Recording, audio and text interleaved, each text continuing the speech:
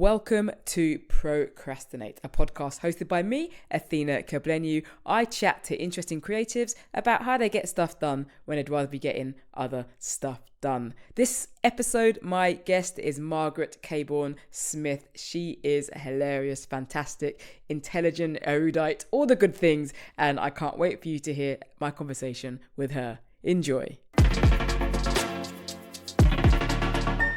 Margaret Caborn Smith, Hi. Welcome to PROCrastinate. I emphasise the pro because I've stylised it because we're professional procrastinators. Oh. Margaret Caborn Smith, can I just say writer, actor, podcaster? What have I missed out? No, those are all right. Yeah. Guru. Influencer. Oh, yes. Broadcaster. Empress. Empress. Our Lord Yeah. and Saviour.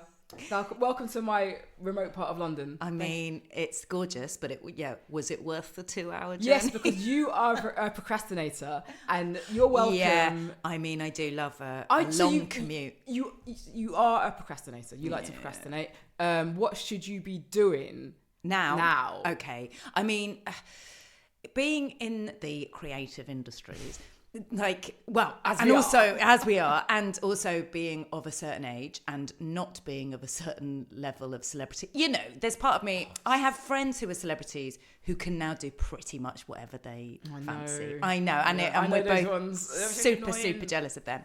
But I don't have that luxury. What I do have is about 12 things that I should be doing. I sort of feel like if I'd picked one lane, actually, I think even if you do pick one lane, you're not allowed to stay in it, really. No, not in the comedy world. No. Not in the comedy kind of writing world. What did you picture when you started in comedy? Did you picture doing one thing? I didn't actually picture anything, which is really bad of me. I'm not very good with vision boards. I wanted to be a stand-up, but I didn't fully understand what that meant. Sure. I just kind of knew that there were people who stood on the stage and spoke out loud and they got paid a lot of money to do it. Yeah. And I thought, well, that would be quite nice. And I didn't really properly visualize what that would mean materially. I just thought, well, if I was holding the microphone and I was talking, that'd be my job. So that's what you were visualizing. I think so, but I didn't really... Yeah, but everything connected to that I didn't really think about. So I guess I did just want to be a stand-up, but I didn't even then know what that meant. No, and the thing is, even if you were just, and you're not, you also have many hyphenates, as Americans call them. I'm a slashy. Yeah, that sounds slashy, that's what they say. More disturbing. Even if you were just a stand-up, what you don't realise when you go into something is just the sheer amount of admin around it, just the actual the number of emails and linking calendars and just begging all of that stuff, let alone writing what you're going to say. And even if you don't do that in a I write this down and then I remember it and say it later, which lots of stand-ups don't, you still have to be creatively getting the the material in order to get it out that night when you're performing it. It could take 24 hours a day, right? Easily, if not more. Yeah. So the idea of doing anything else is, I mean, it would be such a luxury, wouldn't it, to just be a stand-up? As in, not a mother, sister, daughter, friend, just partner, a stand-up. Yeah, partner. Yeah. Any of those things that you're attempting to do. Human, just the stand-up. Some people probably are like that. They're insane. Nobody wants to know them. They're either living very humble lives or they're very wealthy. Yeah, it's like huge narcissists. It's two extremes, isn't it? This is my full-time job and I live in a skip, or this is my full-time job and I live in a palace. But there isn't really a midway for that. And I think that's not an exaggeration. That's pretty no, much. Definitely. I'm very You've into got 12 things to do. You've got 12 things to do. Are they all work related? Well, what I realised on the way here, the other thing about doing this as a job is that you can consider everything work, right? Everything. And it doesn't matter, you'd be like, well, yes, today I am having lunch with my friend who works in an office, but that's work that easily. I mean, she could have stories, there could be fodder, I could be learning stuff from the journey. How can you write about the world if you don't absorb and that is the world? That is absolutely true. Yeah. Like if you're trying to create, you cannot just sit in front of your computer. It doesn't work. And I remember meeting a friend who was having to write a series, And she was just like, I'd forgotten what it was like to come out. And she was saying, but things have happened to me. And actually I've had thoughts that I wouldn't have had when I'm just panicking by my computer. Yeah. So it all counts as work. But obviously, truthfully, I know that is not. But it is. Okay, so this is not work, is it? I've had a few of these conversations now with people. Yeah. And what I've decided is, and I've said this sentence a lot, so in the edit, it's not going to sound as impressive as it does when I say it out loud, but we all need to hear it. We all need to be kinder to ourselves. Okay, so first of all, this is our job. Okay, there are people more successful than us. Yay for them. Oh my God, so pleased for them. But genuinely, hashtag living their best lives. Yay, genuinely yay for them. And also there are people Yeah. less successful, and yay for them too, because they keep going. But we pay our bills, we do what we need to do, and we enjoy it. Hopefully we enjoy it. Okay. So first of all, when we talk about procrastination, we can't talk about it in a huge negative way, because either in spite of or because of, we're out here doing what we do. Secondly, like, you have to, it's just, and we've said it already, you have to observe and be in the world to write about it. So many times I'm in a writer's room, and more often than not, I'm saying, oh, a guy did this once, a woman did this once, this happened to me the other day. Yeah. Oh, actually, and like, it's not even inspiration, it's rooting what we're writing about in some kind of reality. Being human and doing human stuff is part of it. Like, we can basically tax expense everything, is what I'm saying. Yeah. Like, well, this is all part of the job. And no, absolutely. We really do, sadly. Felt tip pen, yeah, I've used that. Like, and then creativity, we're not factories. Okay, so I'm not a factory that makes a battery. So it's like, here's one battery, here's two batteries, here's three batteries. Not here's a joke, here's another joke, here's another joke. Creativity is a much more ethereal thing. Yeah. Okay, and if that means if I have to go and sit on the bike for 10 minutes and get my brain working before something comes out, if I've got to go to Sainsbury's to buy a packet of crisps because I want one, and what I will do in my head on the walk there, whilst I'm wandering around the supermarket, and on the walk back, is actually setting me up to do something when I get home. Yeah. All of this is worthwhile. All of it. Because if it wasn't, what would we be doing? Yeah, definitely. Do you feel guilty? Yes. When you're doing those things, though? Yes. I'm learning not to feel guilty anymore. That's what I'm trying to do as well. Because it's accepting, well, I can't be productive. That's what they want you to to think you are, just being productive all the time. Yeah, I'm learning to not feel guilty, because so much of our jobs is not in our hands anyway, which is so annoying. But so much of our success isn't based on, we don't work in a meritocracy. Most people don't actually. Yeah. So because of that, we need to look after ourselves. And if something isn't happening that I'd like to happen, it's not because I had a nap on Tuesday. It's a big fan of naps. I'm a huge fan of naps. I love a nap. I find them quite nice and really good, creative, articulate words. But I used to make sure that like, if I'd had a nap, I used to make sure I'd reset the room so no one would know I'd have a nap. Yeah. And I was like, well, who cares? Oh my God. We had a builder in recently, and I tell you what, it's huge for like noticing what you do with your time and for observing through them. So going, oh my God. I was like, why?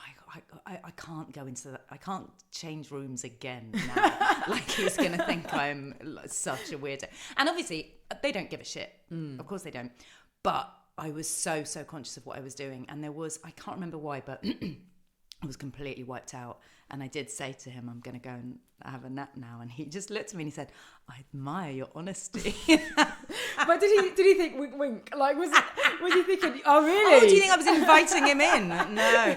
He's like, is it 1974? Like, this is after a few decades. It's a very old school kind of diary of a builder kind of. No, but I did. No, he was lovely. But it was I think his was a really honest response. Yeah. Because I'm sure that he knows everyone's self-conscious in front of the builders. Everyone's oh God, how much tea do I drink? How much, I'm watching the telly while I'm on this scrolling, laptop. Yeah, scrolling. Exactly. Yeah. We all pretend we get up at 7 a.m. and and do our be fully dressed, ready for the world. At 7 a.m. It's like, no, usually even on the school run, I'm only half dressed. Do you know what I mean? Like, I'm just sort of easing myself into the day. say. But with this, it's like, oh, no, look how I present myself to. So that's what we all need. We need a builder. An observer, yeah. Yeah, we need a CCTV. Do you know about the panopticon? The panopticon, okay? It was invented as a prison, right? And it's a circular prison with a tower in the middle. And the idea is all of the prisoners, they can't tell whether they're being watched by someone in the middle tower, but they feel like they are. Is you this don't theoretical? know. Is it no, real? it's a real thing. Okay. I can't remember from when it was, but learnt about it in philosophy.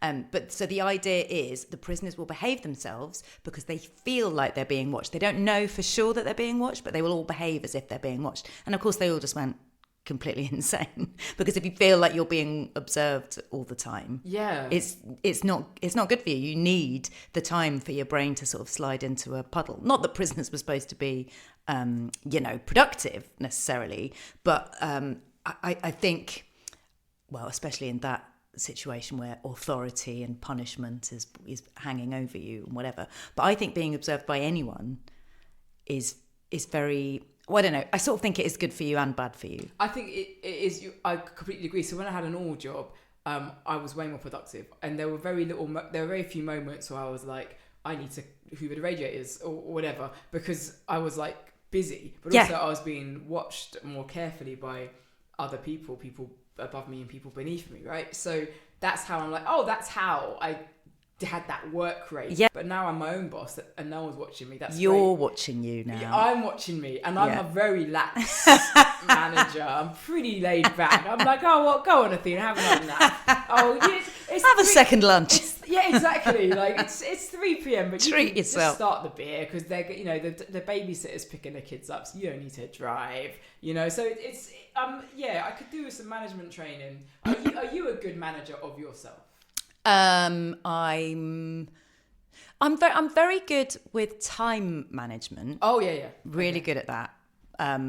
But actually, God, soon, I don't know about you, but as soon as you give yourself a compliment, you start to think, is that true? Is that? I never compliment myself. You should. We all should. As you say, we should all be kinder to ourselves. We should all be true. Hey, I'm good at bleep. I compliment myself on like tangible thing, like something that is kind of like, oh, I made a cake and it was a good cake and it's there and it's in front of me, that's fine. It exists. But things that are like that anyone else could say, are you good at time management? I don't know. Or just like even like art, like, because let's say I do that's something impossible. And it's like I like it, but some because I don't like it, and then it's like, well, then maybe I don't like it either. No, and I have that really badly. I have it really annoys me because I do know people who, if their work is criticised, they'll just be like, fuck you, how dare you?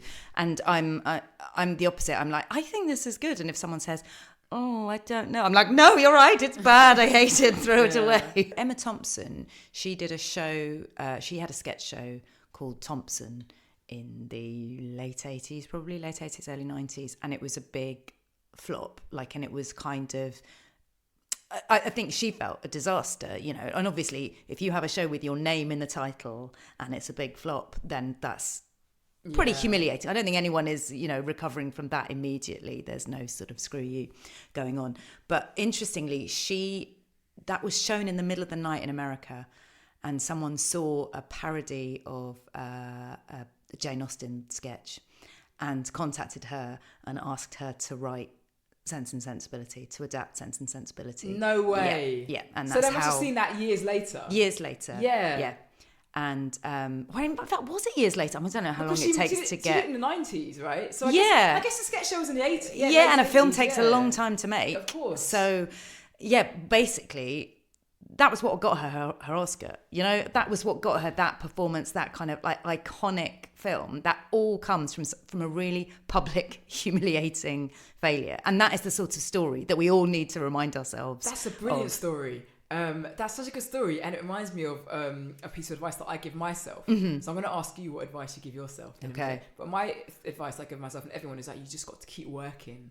Like it's so basic, but it's like you've got to keep. Even this podcast is like, I've got to keep working. Yeah. I've got to just keep thinking about what I want to talk about and what I want the world to see. Even if it's, dare I say it, tweeting. I've just got to keep working. I've got to keep doing. Like I do. I still do new material nights. Yeah. You know, like if I've got a quiet week, I'll just pop into some pub for 10 people. And it sounds silly, but like, not because I want that. I don't want there to be like a Hollywood producer who happens to be in the fucking Rosemary Tap or whatever. You know, like that's not why I'm doing it. But it's like, if you stop putting stuff out, I don't, you know, like the law of attraction. I'm not necessarily believe in it, but actually a little bit of me does it. If nothing's going to come to you, if you're not going out to there. So that's my thing. You got to keep working. Oh yeah, that thing of staying in and, you know, becoming bitter, which I do think is like the worst sin there is, basically. Nothing is going to happen for you while you're sitting around bitching. And there's nothing wrong with that as well. You know, we need to do it sometimes. But if you grind to a halt in all of your work, then nothing's going to happen. And you're right. I think it's so much better to get up and do a slightly failed work in progress show for 10 people in a pub. You're right. I was thinking about this on the way here as well. I no longer think about my big break. This could be my big break sort of thing. It's like, no, I don't believe in them anyway. And also I'm not sure how useful they are, even for the people I know who did get a big break that was really significant and turned into something huge. I don't know. It's just, it's not how it works. But what does work is keeping on getting back up. You know, and that is definitely what I tell myself. It's the never give up thing. It's just the sort of, it's, what is it? Stay rubbery. Yeah. Don't get too rigid. Don't get too rigid in your ideas. But also don't give up. Don't just sort of like flatten into a puddle. Just sort of be ready. Be ready to do stuff. And I was thinking, so one of the things about what I do is I do a variety of things. And I think the thing is to keep your hand in all of it. So you don't get rusty in any area. Like I did a stage show 3 years ago now, and I hadn't done a play for a really long time. And I was kind of terrified, and to the point where I nearly didn't do it, and I did it, and it went really well, and I loved it. But it was a good example for me to sort of go, oh no, you have to keep sort of testing yourself, and you have to don't let any of these things just grind down to nothing. So I don't do that anymore, and also I can't do that anymore. You know, that I don't have that skill set, or I'm too scared to get back up. So you're at home, you've got, let's not say 12, let's say 6 things on the go. Things on the go. And they're on your to-do list, and they're pressing. Oh, God. And there's nothing left to clean, all right? Although I have to say, I'm jealous of the people who clean to procrastinate, because what I do is I start cleaning something and then I get distracted and do something else. So there are no roofs left. There's no flashing left to stick back onto your roof. But what are you telling yourself to finally sit yourself down and open the laptop? What's the thing that pushes you over the edge? Am I going to anger somebody? Oh, good one. That's so good. Am I going to anger somebody? Right, so it's like someone else needs this. Somebody else, yeah. And if I'm going to let somebody down, or the possible, and I can imagine that people are angry with me on zero evidence at all. That's just how I work.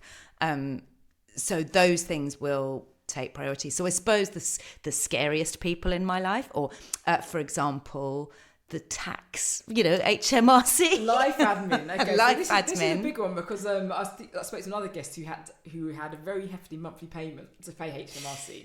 So it's not only are they going to be angry at me, like what is the actual consequence? Yeah, There were people who were like, oh, send us that script, that would be really great, I'd love to read it. And you go, yeah, whatever, I'll never send it to you. There'll be no consequence other than the fact that I missed an opportunity. You missed that 31st of January deadline. Oh, you're literally out of pocket. Okay, so are you good with that kind of stuff? I'm really good with that stuff. Good. I mean, I'll do it with feelings of anxiety, and I've learned the hard way. I'm disorganized, so that can cause me problems. But if I with something that's going to cost me money, and is a scary, potential people knocking on your door and being, and taking you to prison. Obviously, I've not come anywhere near you make the news that. At 10. Right? Yeah, exactly. So actually, when I went to university, I went to quite a small sixth form, and I was pretty good at school, so they were nice to me. It would be like, yeah, you can hand that in a bit late or whatever. I got to university and it was all so anonymous, and I was like, nobody knows who I am. I got really, really good with deadlines. Like really, I'd say it was the biggest thing that university taught me was just going, oh no, I'm going to hand this in because I don't have anyone to go and charm or sort of say, oh, please, could I'm really not into the lying. I could never say my granny died. Because I just feel that would somehow kill my granny or, someone else. So I got really, really good at, and also I hated working in the evenings, and I still do, except for performing and stuff. Writing in the evenings gives me the fear. So I just sort of started working. Person. Yeah, okay. in those terms, yeah. So just that kind of, there's a deadline Looming. What if there's no deadline? Oh, terrible. I mean, I may as well be in a coma. It's just like, nah, forget it. And I can even tell when it's not a real deadline. When someone goes, oh, okay. If someone says, oh, okay, I'll give you a deadline. It's like, no, I can hear in your voice that's not a real deadline. I'm not going to get that done, am I? I insist upon real deadlines. Like, even if it's like a kind of development thing, I'm like, they're like, oh yeah, work on the characters. When do you want it by? No, when do you want it by? Seriously. You need to tell me when. Otherwise, it will be the climate. That 1.5 degrees they keep saying the world will go up by. We'll be at that climate limit. Yeah. We'll be dead. And then we'll be all for nothing. All right. So let's do it before the world boils. Let's do it now, please. Yes. Yeah. So a deadline is good. Really Money, good. Financial consequence is good. Yeah. Yeah, it's consequences. I mean, God, upsetting people. Letting people down. And I suppose what you have to turn that around to is into letting myself down. That famous phrase, isn't it? It's not we're all fine, but it's you. You let yourself down. Yeah, exactly. You are the first parent that I've spoken to. Okay, well, it's funny. I was just thinking about that. I was thinking, oh my God, letting my kids down when if I fail to do something in time for them, if I miss... I've never missed a World Book Day. School stuff, because it's just, they lay it on fit for the parents these days. My God. My goodness. Oh my God, the worst. It's like book club, book fair, fate, fancy dress day, fancy hair day, odd sock day, red nose day, purple toe day, stick out your elbow at a funny angle day. It's just every day, and everything requires money. I've never God, give us money, give us more money. Why? We're raising money. Give us when does it end? Are you quite good with all that stuff? No, but I'm kind of fairly on top of what needs to be done in time. Weirdly, I was going to say my husband. I really hate the word husband. Somebody said, "Do you use the word hubby?" And it's like, I can barely use the word husband. I don't know. They're all exactly. They're all bad. Yeah. But partner sounds weird as well. Anyway, my kid's dad, he bloody loves the costumes, and he will be making cardboard shields and and painting them. What does he do? Is this part of his day job? No, he's the same as us, so it's sort of his procrastination. He's supposed to be writing something. There we go. There we go. Oh, that's his. 100%. It's his procrastination. Is he will be building some amazing thing. He was gutted though. The last Roman day we did, my son had a brilliant costume, but he was gutted. He came home and I said, was it the best one? Because it's usually the best one. And he said, no, Gennaro had a chariot, and Gennaro's mum had built onto his scooter a massive cardboard chariot. It was absolutely incredible. Mum is a stand-up. we know now what Gennaro's mum does for a living. She does not. I mean, that's incredible. So I'm like minimum input, maximum output. Yeah. If it was up to me, it would be the same. So, they'd be in. I got a face. I've taught myself to face paint. Oh, very good. Genius for fancy dress day. Can you just dress them all in black and then paint their face whatever they got to be. That's good. Because see, my partner's a lawyer, and he wants nothing to do with any of that stuff. He's just, and obviously he's got a normal job, right? He's busy. He's busy. I'm busy. Yeah. Well, I'm busy too, but I'm a different kind of busy. You know what I mean? I'm a kind of. It's busy, harder to quantify, isn't it? Yeah, it's kind of. I know I am busy, but I did just spend 20 minutes on my couch waiting for you to come. So I am busy. Married at first sight, is that busy? Tell me. I'm busy getting to the busyness, if that makes sense. So I do, but schoolwork, it is procrastination. And it's necessary because it's a big part of. It's such an important part of their lives. I know. God, like they remember that. Gennaro will remember the rest of his life. The day that he rode on a chariot. Ben-Hur music playing out of the boombox, probably. Just incredible.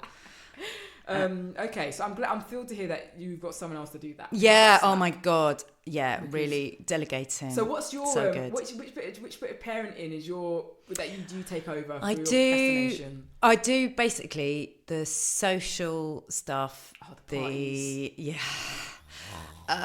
clubs. Yeah. And the emotional support. That is, you can laugh, Athena. I feel like husband has this like that has you've done a short straw there.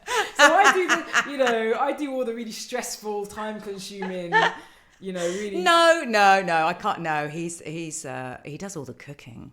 Oh, okay. Yeah, that's a big thing. And as I say, that's the only thing that needs doing. Do you know what I mean? Yeah. They can even go in dirty clothes if they have to, but they need to be fed. Like that's our bottom line. So no, the emotional, but also I enjoy's the wrong word, but the emotional stuff. I feel like those are the few times that I feel I'm decent at parenting are the times where I've talked my kids down from some big. Well, that's the JD. That's the job description. Oh, that's kind of like, oh, this is like the other stuff is like, oh, why am I constantly cleaning? You've got sugar soap. Wiping. You need sugar soap as a parent. It's always and you don't even know what it is that's on the walls. Like, what is it? Like the walls are crumbling down. They've been scrubbed down. It's just that their hands are dirty and the hands go on the wall, and we don't know what the dirt is. So, oh my God, getting that new sofa. Like you're still slightly in the little tiny fingers stage, but getting rid of our rug that had piss all over it and our sofa that had banana stains all over it, I get so happy. Well, I'll tell you what, we went wipe clean. We so good. Clean. And I was against it because it's so much more expensive to get like leather furniture or whatever. Or if you get PVC stuff, it doesn't last very long. What my partner paid for, and to be honest, in fact, before you leave, I'll show you the biro that I'll be wiping off after you go. That's your procrastination afternoon sorted. So it is worth getting wipe clean if you can afford. It's sweaty against your legs though, no? It's fine. Well, do you know what? Not to.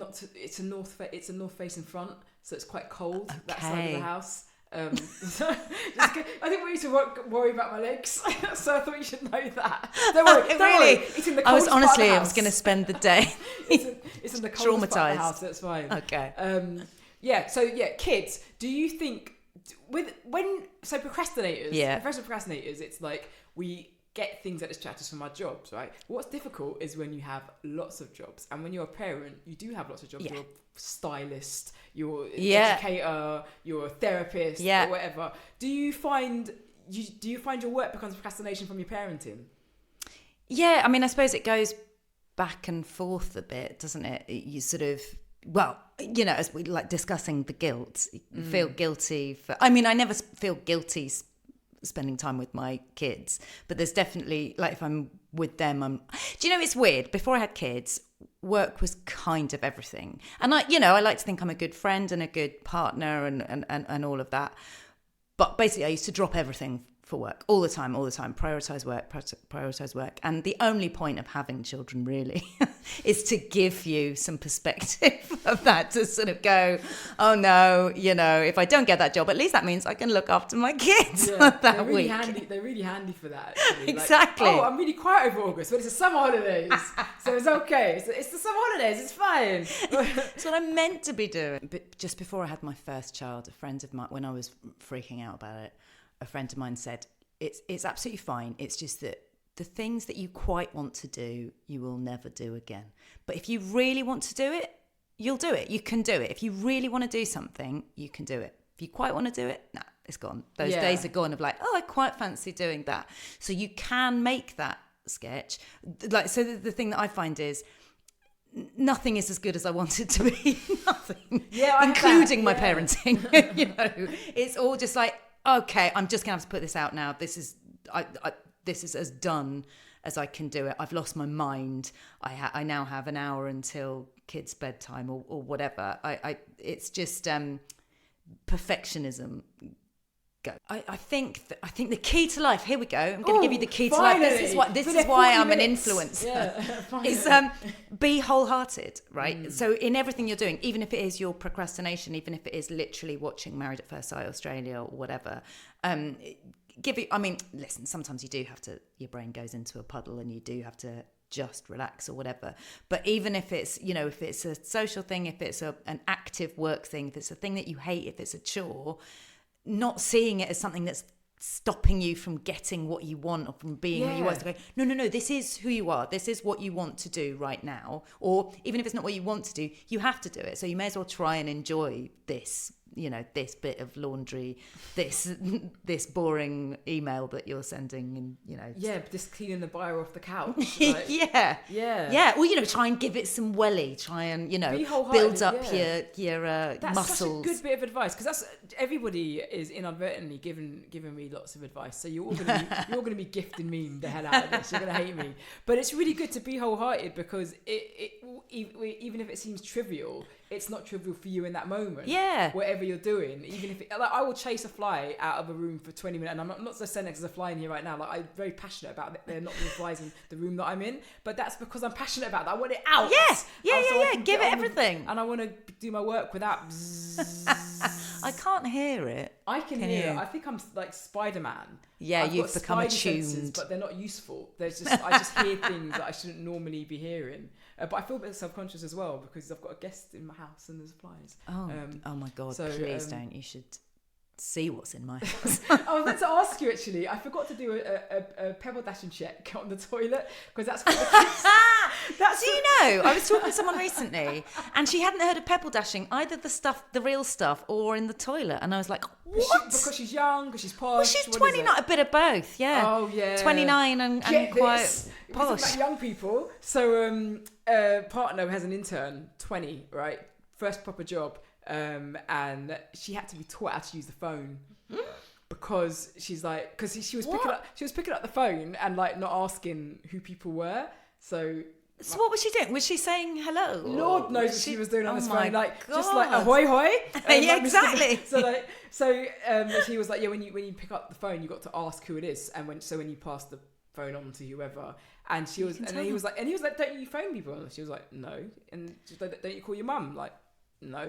And think about it, if you're 19 or 20, you probably don't use the phone. Yeah. Text, WhatsApp, email, DMs. What's funny is voice notes. I was thinking about voice notes and how they are just voicemails, but why are they so much better than voicemails? No. Voicemails, I would never listen to a voicemail. But you're forced to listen to a voice note, right? Yeah. You have 79 new voicemails. Well, add to the file. But when someone sends you a WhatsApp, you are obliged to listen like to it though. It's like a little podcast. Oh God, you're one of those ones. Luckily, I listen to them all on high speed. Do you? Yeah, because... But then everyone sounds really coked off their faces. I don't have earbuds. And that's what you need. And I just got a new phone, and I'm staunchly against buying tech, or at least like a second-hand phone. So I've always had like plug-in ear, and now no phones have. I know they don't have the holes. There's the hole isn't the right. Whatever.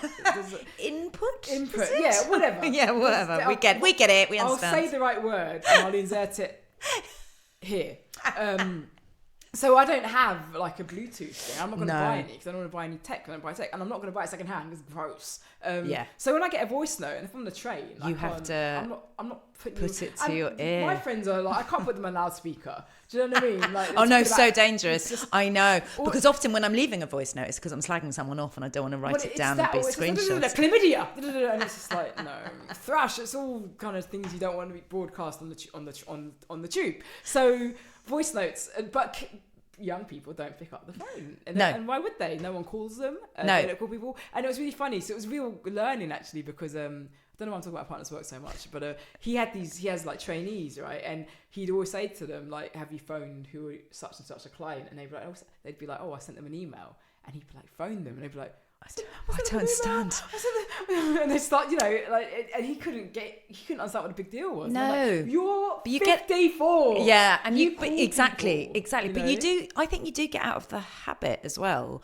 Like, I'm a bit scared of. I think there's maybe 3 people that I actively ring and would pick up a phone. Yeah, there's not many. From.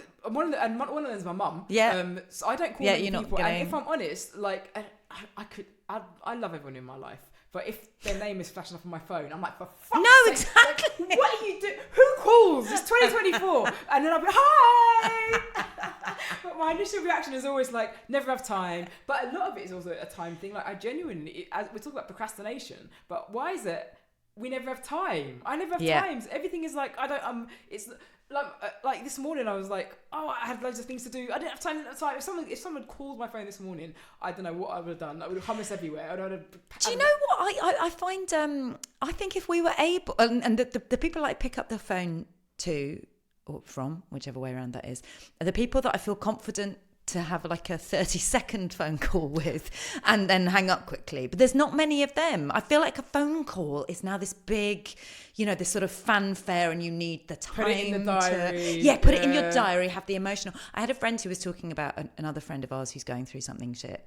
And he said, the thing is, I know it takes him a pint before he's him, right? And what he means by that is he needs, in order to get to talk about the real stuff, you need half an hour, 40 minutes of just chit chat, of just before he'll actually go, okay, here's the actual thing. Who has time for that? Who has the time for the little gentle chit chat? We should have time for that. And also, why does it feel so huge though? That is procrastination in another form, right? Yeah. That is, there's something I've got to do, and there's something I've got to say, and there's something I want this person to know. Oh, but I've gone fizzy just thinking about it. But in order to get to that, I've got to talk about the weather. Yeah. Or I've got to talk about, how are the kids? Or whatever. Yeah. Did you watch Baby Reindeer? Or one of those things. And then, but that's why we got to be kind to this guy, because they're just doing what we do before we do this amazingly important thing that we're going to get paid for, this thing that we're not going to get paid for, but it could be really good and lead us to something really good. But we're stopping ourselves because we've got to wait until the moment is right and something that we cannot see or describe aligns itself and allows us to get it out of our system. But this guy sounds long, man. Yeah. there's no denying that. Yeah, I think you're right. You're so right. I think we have to sort of find the stuff that is just not very important, the kind of the chuff of life, just the sort of the edges of things, and just be a bit gentler and a bit more mundane and you've got to work whatever. through your gears, and we don't.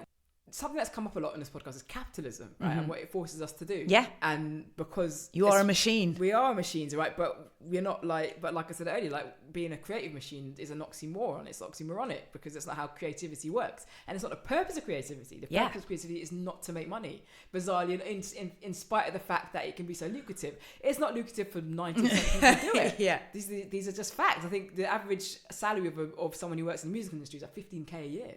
So if you work somewhere in the music industry, either on the creative side or technical side, if you get paid more than $50,000, you're in the top God knows percent. And it probably wouldn't be that different to write a copyright. No, it will be. It doesn't work. It doesn't match capitalism. What we do. My friend Julia said a brilliant thing. She said all the people who complain about, who sort of say that maths is the only important thing, not maths, but economics and and sort of look down on the arts basically, and say it's a sort of namby-pamby useless subject. Those people should all be forced to read spreadsheets when they get home from their job and nothing else. All they should no art for you, no Netflix, no music, nothing. If that's not important to you, then you can sit and look at numbers. No stand up, no museums. And that is what is the point of life without those things? Go to your all-inclusive and eat your scrambled eggs. There's nothing to look at. Stay in your resort. It's sort of bizarre, and it is so bizarre that we don't see it as more important. It's so important. The doing of it, the consuming of it. It's what makes life good. And drama that we love. Aboriginal Australians, First Nations people have been around for 60,000 years. You see their finger paintings, those dot paintings. They're some of the most stunning things you'll ever see, and they've been doing those from before you can even imagine humanity even existing. Before we don't even understand how old those societies are, and that's how long we've been figuring stuff out with our hands and our minds, and imagining expressing things. So we should be paid more. We need a minimum wage for creatives, I think. But I think all creatives need to get when they make that decision to become a creative, this would be advice I'd give to anyone, that decision can't be connected to any kind of wealth creation, because if it is, but if it is, you're giving up within months, weeks, if you and then if it is to do wealth creation, the people who pay you most to do what you do are probably they're most likely to be rewarding you for not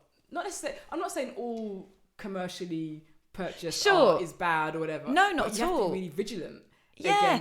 Against kind of like someone saying, here's a lot of money, tell that joke about midgets. And it's just like, oh God, like, or, you know, like, it's, because, and Netflix is doing a lot of that, let's be real. Yeah. Like, and not just Netflix, but just like lots of social algorithms reward you for being algorithms now reward you for resonance. Okay, so say the thing that travels the most and God. Now there's nothing wrong with that, but the problem with resonance is it's not original. Okay, so it's like I sent a video. God, I don't normally talk about part of this month. It's just I feel itchy. No, it's part of it. Come on. I sent you a video, right? It was a video. It was, you know, there's lots of parent videos, okay, and it was a video of a parent going, this is how I'm going to treat my kids' houses when they go up. And it's, you know how like children take off their clothes and the clothes land where they land, and, you know, they eat crisps, but there's more crisps on the, so it was just, I thought it was quite funny the way this woman did this. And I sent it to him and he said, oh yeah, I've seen that before. And I said, what, the same video? No, a different video acting out the same premise. Right? He didn't use acting out in premise. Yeah. Because I'm a creator. Whatever he said. Yeah. But, you know, you saw the same video. And I thought to myself, God, there's probably about 1,000 videos of a parent filming themselves pretending to be a doing child. That. But she had like, got, you know, millions of views or whatever. And she herself as a creator has had 200,000 followers, whatever. Yeah. So the algorithm is now rewarding you for not being particularly original. I liked it. It was funny. It was hilarious, but it's But you're right. If you can get too involved in that, but that's how you end up with people saying really, really bad stuff, because the stuff that goes viral, the stuff is like, oh my God, can you believe they said this? And that becomes addictive. And if you do only care about that, like your reach or whatever, then you become, you know, willing to sell your soul. If you're getting into it for attention or money, be really vigilant as to where the money's coming from and where the intention comes from and why it's coming to you, which is where, again, procrastination comes into it. Yeah. Because one thing that is needed to create great art is time. Yeah. It really takes a long time to get to a point where I'm like, oh my God, that's truly original. I'm really proud of it. Sometimes you'll get like, you have a bit of inspiration after a show on the way home, but it does take time. Yeah. And I would say if you're not procrastinating, what are you making? If it's coming out that quickly, if you're churning it out, it's not going to be original. It's not going to. You're so right. I haven't thought about procrastination in these in such positive terms. This whole podcast is about making me feel better about myself. This is not about you. It's about me. But I think do you know what? I listened to another podcast and I'm gonna find out what it was. And it was a psychologist talking about procrastination, and it started me. It sort of gave me the idea of talking about it more, because this person was saying that when someone procrastinates, they very rarely divert themselves from their job or task with something that is pointless. Right. You know? It's not like I don't want to write my script, so what I'm going to do is count the blades of grass on the lawn. Like, I'm not going to do that. I'm going to scrub the barbecue or whatever, or just I'm trying to think of an example that doesn't make you sound middle class. I mean, Athena, you're just going to have to accept that you are bloody middle class. I'll clean the air fryer or whatever. Or my fridge light. I'll cut this asparagus up. The light in my fridge has gone off, so I've got to buy a new bulb. Right, so I'll do that kind of stuff, and then I'll be like, right, and now I'll finish off this sketch that they want me to make funnier. And so that is not a bad thing. You have built capacity in your life to enable you to do that. Yeah. That's a privilege. And secondly, you're using your time to do something. To do something useful and practical. It's one or the other. Do you know there's an interesting thing about lots of really successful stuff came from when somebody was trying to do something else. So somebody's got a big important script that they've been working on and hating for a long time, and then they have a silly idea about something, and they sort of wander off and do that, and then that turns into an incredibly successful thing. And you're right, it's not even about the success of it, but actually having the capacity to do both. Like that was your little side hustle, your side creative thought, but then that becomes something wonderful, and it almost becomes something wonderful because it isn't weighing on this person in the same way. It's not a kind of, oh God, I said I would finish this book on Tolstoy or whatever, I'm going to do it, but I've had this idea. Another one. Exactly. We don't talk about Tolstoy enough. all the other classical writers are like, this fucking prick, what did he do?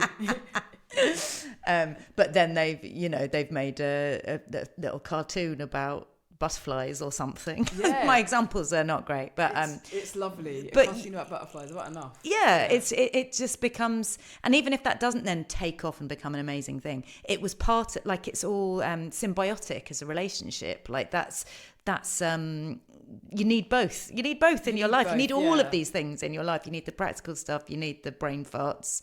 You need the being hard on yourself sometimes as well. If you're going to get something done, you need to give yourself deadlines and sort that out. Exactly, and I'll say it again, be kind to ourselves. Yeah. On that note, I think we should wrap it up because you have 12 things to do. I've got 12 things to do. I mean, listen, there's 2 more things that have come to mind during the whole thing.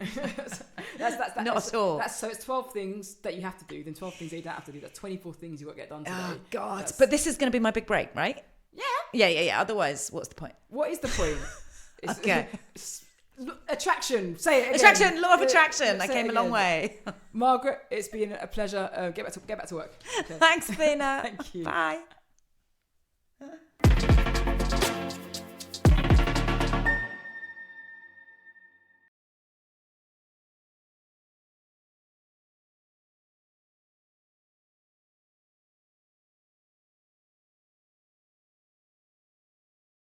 I hope you enjoyed that as much as I enjoyed that. Everything you need to find and follow Margaret Caborn Smith will be in the description of this podcast. My takeaway from the conversation, I think the question, am I going to anger someone? That's a good motivator. That's a good incentive to get stuff done. I hope you took something out of this conversation too. My name's Athena Caborn. You can find me on all the usual social platforms. This podcast comes out every other week, mostly.